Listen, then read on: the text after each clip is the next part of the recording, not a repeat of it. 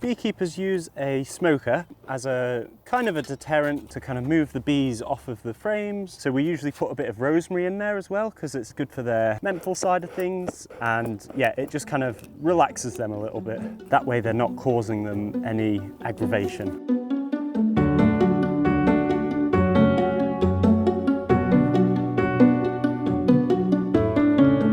I'm Mark Tuson. I'm the team leader here at RHS Wisley Gardens. We are in the Stone Pine Cafe apiary meadow, so there's lots of wildlife going on here, and it's where we've got our honeybees, so yeah, a good place for them. We've had honeybees here at Wisley for decades, as long as we've had plant collections here, but this location here has been here for about 2 years now. It's very Mediterranean, and we have lots of lavenders and scented plants here, so this is their kind of main food source. So the honeybees' role here in the garden is to help us with our crop production and seed production. So every flower that flowers usually is pollinated by either a honeybee or a solitary bee, bumblebee. If you want to produce garden seed, you need those pollinators to be cross-pollinating and mixing that in the garden.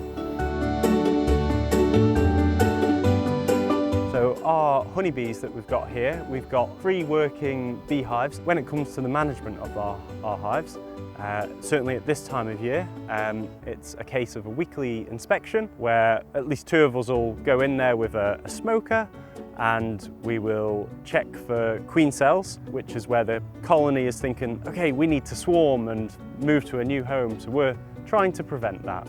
If you don't check every 7 to 10 days, there is a chance you may lose some of your bees, and that reduces the number in the colony, and then it struggles to build up and bring in its honey stores for the winter. Checking your honeybees is kind of done throughout the whole year. You certainly need to check through the autumn to make sure they've got stores ready for winter. And then during the winter, you kind of make sure they're all stocked up and ready and well, and they will still venture out in the winter, but you just want to make sure they're warm, basically, and have enough food. They're still building up their colony numbers. Given another year, during the height of summer, they'll have about 60,000 working bees within the colony. So yeah, as you can imagine, that's quite a lot of pollinating going on in the garden. We haven't actually harvested any of our honey stores yet, as there's only enough honey in there really for them to get through the winter. But hopefully this year we will have a few supplementary jars that we can treat to ourselves. Yeah.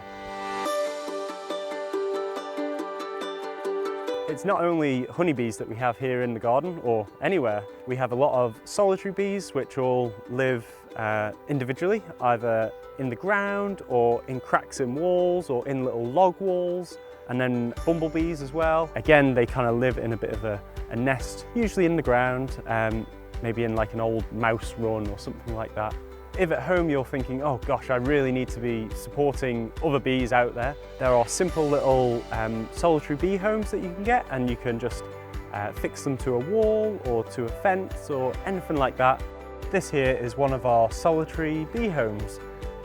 We put this up this winter, and already this spring, coming into summer, we have got new inhabitants. So where you see these are blocked up with little bits of wet, sandy soil, shows that they have got some new larvae in there. And this will stay like this until next spring, when the new larvae will emerge and there's enough pollen in there for them to eat and kind of burrow their way out.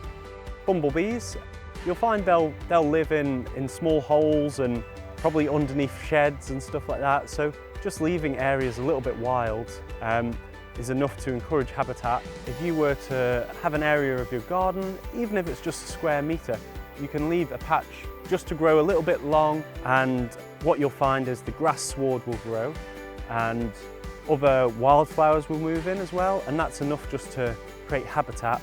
As you can kind of hear, there's lots of crickets and lots of butterflies moving about, so yeah, it's a real important piece for the garden. Yeah.